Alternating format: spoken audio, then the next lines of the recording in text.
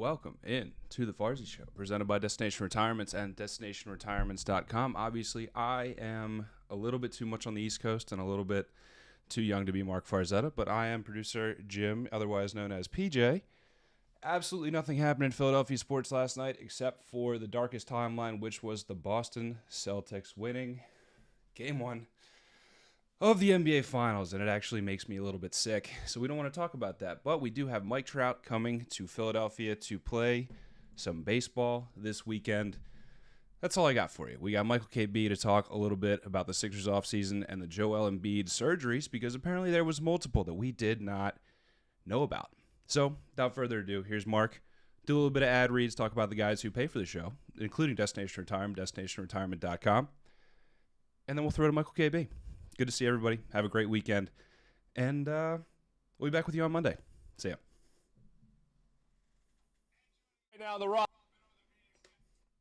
Joining us right now on the Rothman Orthopaedics guest line. Talk all things 76ers. Our friend, one of our favorite people to talk basketball with, Michael Casty-Blomain of CBS Sports. You should check out one of his latest stories covering all things Joel Embiid and, how about this, multiple hand surgeries. Michael, welcome in. Great to see you again. What the hell happened to Joel Embiid's hands? I knew about the one. What was with the other? Yeah, they kind of just snuck that in there, Marc. I think we were all waiting to hear the update on the right thumb with the torn ligament. We knew that surgery was going to be coming down the line. They said right after the season ended that he would probably be taking, a couple of weeks for family time with his kid and his family, and then he would end up having the surgery, which is, basically what happened. It was about a little over 2 weeks after the regular season ended on Monday when he had the surgery. But yeah, I hadn't heard anything about a left index finger. He hadn't mentioned it. The team hadn't mentioned it. So apparently he was playing with bum digits on both hands, a busted face, fresh off a concussion. And, it apparently still wasn't enough for some people. But to me, I think it was just a testament of, his toughness and his ability and desire to be out there for his team. So, I think he deserves credit for obviously everything he played through in the playoffs. And that finger is just another thing on the list. Yeah, I know to which you are referring. Here's my show, I believe, right? Yeah, yes, he was. Marc. And I think I love Marcus Hayes. I think he does a great job, and his opinions are his opinions. I interviewed him a couple weeks ago, and yeah, it blew up. And he had basically said that Joel Embiid needed to stay in shape, and that was one of the things that really caught on with people, I think yourself included. And I got the impression, based off of the way Marcus was responding to some other people's comments, that he wasn't talking about conditioning. He wasn't talking about running. He was talking about eating. He was talking about the diet over the course of a week. Now, I'm a fat bastard, especially in the world of eating. And I know I can get myself very much out of shape in just a week's time, but I'm not a professional athlete. Had you heard anything about Joel Embiid kind of falling into comfort foods or anything like that in the time he was away with the concussion? Nah, Marc, I hadn't. He didn't provide us with any updates on his diet during the week he was away in the locker room. I would assume that he, stuck to his usual. He has a chef that he hired at the beginning of last season that I think was a huge part of him kind of taking that next step in terms of his conditioning. Maybe he had some late night ice cream when his head was hurting a little bit and it got to him. But, overall, I doubt that his whole focus from the time that injury happened in Game 6 to Game 3 in Philly when he was able to get back on the floor, he was solely focused on that, making sure that he was able to get back for his team and miss as little time as possible. So, I don't know what he was eating, but it seems to me that he did, or, that he probably did at least everything that he could to be out there and be, his best self for the guys. Yeah, I would hope so. I hate talking about it anymore, but I just want to get your feeling on it. Was he snubbed for MVP of the NBA this past season? I don't think you could say he was snubbed, Marc. I think there's an argument to be made both ways. I understand the Jokic love and all the credit that he gets back-to-back MVPs. I think it's just really tough to have a guy play as well as Joel did 2 seasons in a row and have it come down 2 seasons in a row that you come to second place behind the same guy. I think it's just like a tough thing. Obviously, if you're a Joel fan, if you're a Philadelphia guy, you're going to go, in that direction. If you're a Denver guy, you're going to go in that direction. I think to me, the bigger, if you want to use the word snub, was him not being on the first team All-NBA, which I think, again, that's not a shot at Jokic. I tweeted something about that out, how I thought it was ridiculous. And a lot of people were saying, well, Jokic is better. He had the better season. I was more saying that I think the NBA needs, as a lot of people have said, Jason Tatum said this at the podium last week. I think the NBA just needs to redo the All-NBA team so it's just the 5 best players. You can vote regardless of position. because to have the guy that was second in MVP voting, that led the league in scoring, as dominant as Joel was all season, to not be reflected as one of the 5 best players in the league for last season, I think it's a crime against Joel in the league. So I think moving forward, they need to, figure that out. And also, just to throw in, I also thought he probably should have been second team all defense. I feel like his defense at this point is flying under the radar a little bit in terms of what, the impact that he's able to have and how important he is to the Sixers back there. And as good as Matisse Thybulle is, he made second team all defense. I think Joel is more impactful and a better defender for the Sixers than Matisse is. So I think the fact that he wasn't on either of those teams, to me, was a little bit more egregious than the fact that he came in second behind Jokic in the voting. I believe in a couple, very few sports conspiracy theories that have to do with Philadelphia. The one I absolutely believe in is that the Flyers will forever pay for the sins of the 70s. Like, I just think that the NHL will always hate the Flyers for beating the crap out of the rest of the league and actually winning in the process. And what I'm kind of starting to buy into right now is that the league definitely, the NBA hated the process itself with Sam Hinkie and losing and all that. Do you get a sense at all that there is some sort of bias against the Sixers and against Joel Embiid for what Sam Hinkie came in here and did? I think so, Marc. I really do, even if it's a subconscious one amongst a lot of the voting media members. But I'm sure you remember there was a lot of media members, especially national ones, that were, like you said, very anti-process. They made those opinions known via, writing on TV, through the radio. And I think, it's the same, a lot of those same people that are still voting for these awards. And I think even if they're, it's not at the forefront of their mind when they're filling out their ballot, like, I hated what the Sixers did and how they got Joel. He is the process. That's literally his nickname. He's a constant reminder to, media members of that time.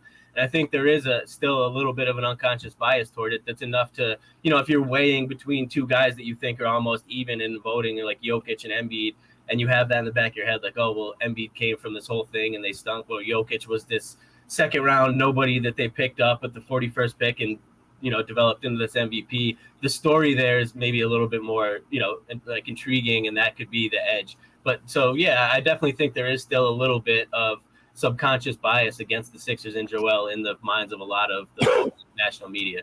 Yeah, I know Markelle Fultz kind of put that back into the realm, back into people's minds when he was talking about, there's no way, they just hate the process. There's no way he'll win.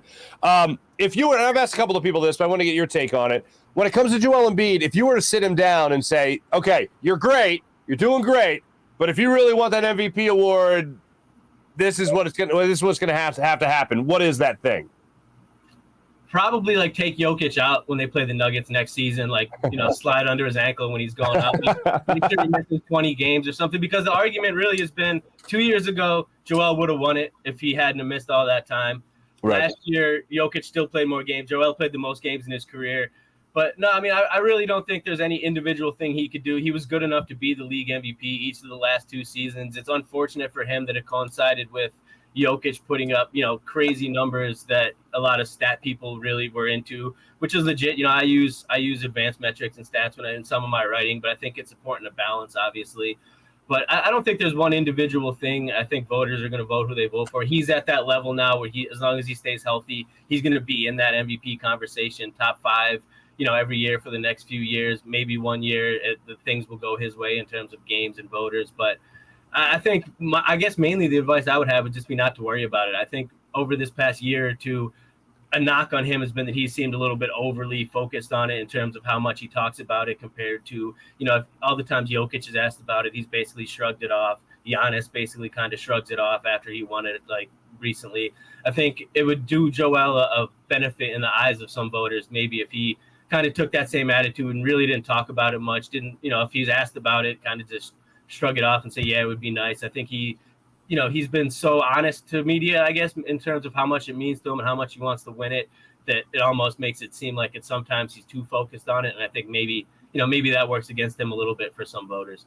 Understood. A couple of things about the Sixers' future. Well, not too distant future. I'm asking everyone this question. James Harden, bad hamstring, old age, out of shape. What is it with James Harden, and what can we expect from him in the future?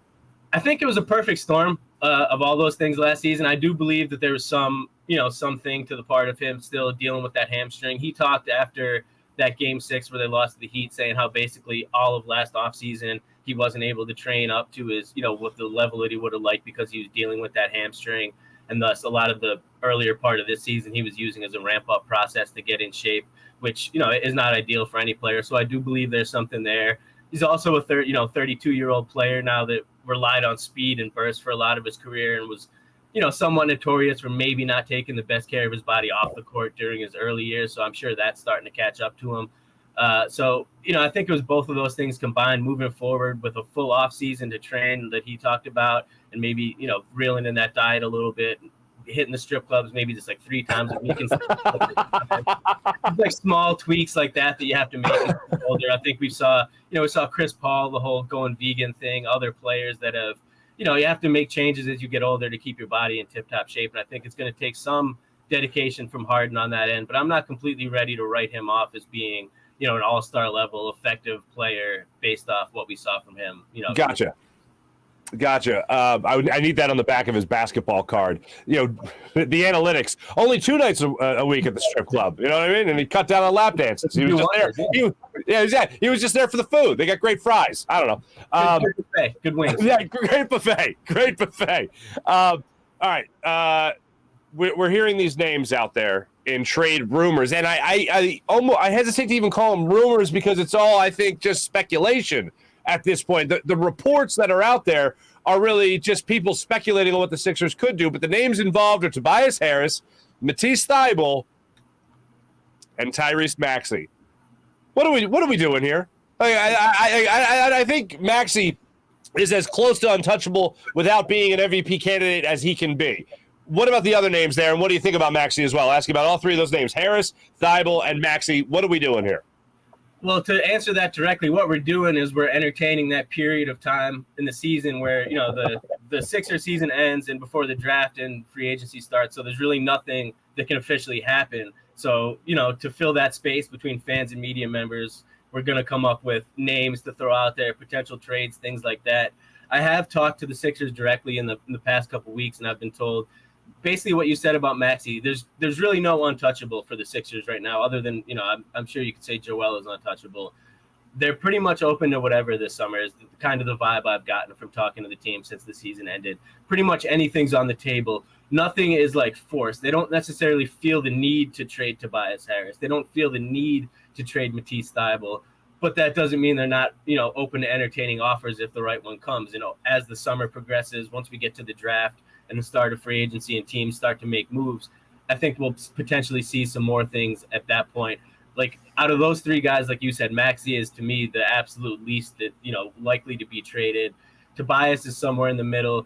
And Matisse, I think the fan base at this point is much more eager to trade him than the organization is itself, which we see a lot. He kind of obviously fell out of favor with the Toronto series. Sure. Fully vaccinated, not being able to play in those games. And then obviously the lack of development on the offensive end over the past 3 seasons since he was drafted is, I think, giving some people Ben Simmons flashbacks in Philadelphia, which is obviously not a great thing. But if I'm the Sixers and I'm looking at the roster right now, Matisse Thybulle is really the only reliable perimeter defender you have on that roster, especially considering the injury that Danny Green had. We don't know, how long he's going to be out. Even when he gets back, he's on the wrong side of 35, coming off an injury. He's probably not going to be a lockdown guy. So, I think the Sixers are well aware of the fact that Matisse is their best defender right now. So if they are going to trade him, I think it's a situation where you got to make sure you're getting some athletic, wing guys back, or else you're going to get cooked, consistently on the perimeter next year without Matisse in there. So, to circle back, I think everything is kind of on the table right now for the Sixers. There's still 3.5 weeks until the draft starts and another week until free agency. So I think for the next month, most of June, we'll hear a lot of rumors, like a lot of, smoke and mirrors and things like that. And then once, the end of this month comes around, some of the dust will settle and, we'll probably see some moves starting to be made. How real is the whole Bradley Beal stuff? How real is that? I think it's real to Philadelphia's front office. I think Daryl Morey really always operates with the idea that he could get something done. And I know the Sixers are going into this offseason not thinking that their roster is good enough at, the highest level in terms of like top tier talent, as well as, the surrounding rotation pieces around Joel and James. So it's definitely something I think the Sixers are going to kick the tires on if they haven't already been in contact with Washington's front office. A lot of that obviously is out of their hands. It'll come down to Bradley Beal specifically, who's been, kind of quiet. He's said he wanted to stay in Washington. They can obviously pay him the most money. It's a situation where he's going to have to kind of dictate the terms. Does he want to be there? Does he want to be somewhere else? Once we hear more about that, if he is a situation where he becomes available for either a sign and trade or straight up or something like that, I definitely think the Sixers would look into it. Obviously the financial things have to fall and match, but he's on the radar. I think Zach LaVine in Chicago is another name that falls into that category of like an all-star level player that could potentially be available this summer that would fit on paper really well in Philadelphia that I'm sure the Sixers will kick the tires on. So I think those two are probably like the biggest names right now to keep an eye on in terms of guys that they could bring over. But like I was just saying, over the next few weeks, I'm sure there's other things across the league's landscape will materialize. Other players could become available. So, other names could be popping up in the near future, too. If those names, Beal and Levine, do go out there and potentially come here, do you think it would cost Maxey? That's tough. I really would probably just be speculating. I would say, hopefully not. I'm sure the Sixers would try to use, they would probably use the Tobias contract, maybe future draft picks, maybe some of the other young guys on the roster. At the end of the day, if Maxey was a sticking point to land one of those guys, I can't predict what Daryl Morey would do based off his track record. I would lean toward that he would be willing to make a move like that. I guess the best way to answer that is I think that's the only situation, something like that, where Maxey could potentially be moved in a situation where you're getting like an all-star, superstar level talent in return. Other than that, though, I would see, I really don't see a situation where he won't be back with the Sixers next season. Understood. And everybody, this was under the guidelines of speculation. He stated it himself. That's why Michael Kaskibolo made so damn good. Last one for you. Lakers have filled their job. Doc Rivers still here in Philadelphia, and according to him, per sources, he did a great job. A terrific job, actually. Can all this be cool? Can everybody come back and everyone's on the same page and everyone's like, yeah, we love Doc. He's great. How's that relationship between player and coach right now? That gave me a good laugh there. But, Thank you. It's almost like similar to what I said about Matisse. The way that Doc Rivers is viewed by the Philadelphia fan base and the way that he's viewed by the organization internally is almost couldn't be more like far apart. Wow. The fan base has been ready to kick him out the door, since the end of last season when they lost to the Hawks. The front office, like you said, Doc was happy with his job. But from what I've been told, the front office was also very happy with his job. They looked at, the fact that he was without their second best player for a big chunk of the season in Ben Simmons, and then immediately kind of had to integrate Harden into what they did. The fact that he still had them in that second round. And I think there's a lot of internal belief that had Joel been healthy for that Heat series, games 1 and 2. And then even in the games that he was playing in the back end of that series, 5 and 6, you could tell those injuries were kind of stacking up and hampering him. I think there's a lot of internal belief that if he was good and hadn't suffered that concussion and that orbital bone in that Raptors series, that the outcome of that series could have been completely different. And the Sixers very well could have been playing in their first conference final since 2001. I think that there was never really a question internally about if Doc was going to come back unless he specifically said he didn't want to. But I think the organization always planned to have him back next season.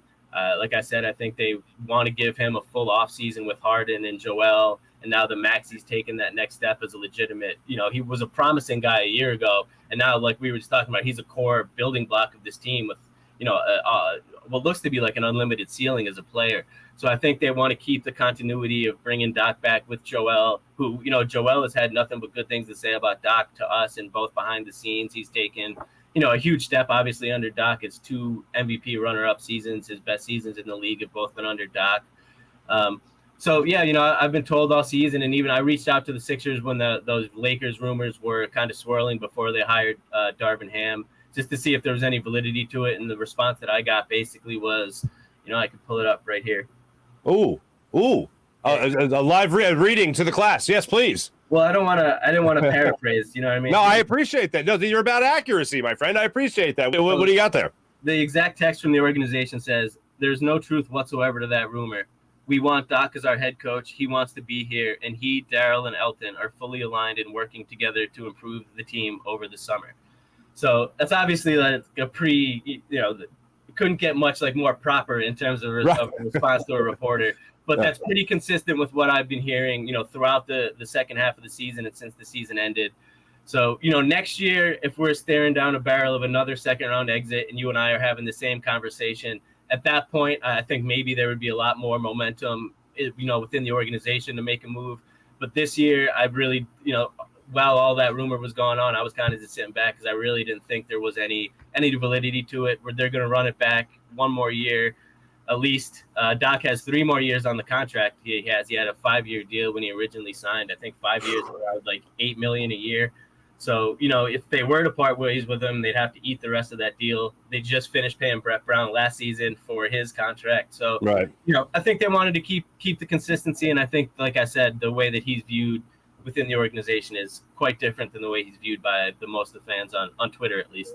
Michael, you're being so generous with your time, but if you could just do me a favor and just scroll up to like January. What did they say about Ben Simmons? Just kidding. Don't answer that. No. You were on with us since then. You have told us. But, Michael, I can't thank you enough. Thank you so much for coming on the show, joining us on the Rothman Orthopaedics guest line. Everybody, make sure you guys are following Michael Caspi, Blow Main. If you're not following on Twitter, I question how much of a Sixers fan you are. I question how much of an NBA fan you are. How about that? And make sure to read one of his latest stories. Now, at the time we tape this came out just a day ago. But make sure you check this out so you know all things Joel Embiid as well. Michael, thank you so much, my friend. Much appreciated. For sure, man. Thanks for having me on. Enjoy your trip overseas. Thank you very much. Michael Caspi, Blow Main, joining us on the Rothman Orthopaedics guest line. Watching this edition of the Farzy Show. Looking forward to be back in studio with you guys as I'm gallivanting around Europe right now. Be back when I can. Wednesday, we'll be back live. Maybe a couple additional hits from over there in England or Paris or whatever. Anyway, hope you guys are having a great time. Take it easy.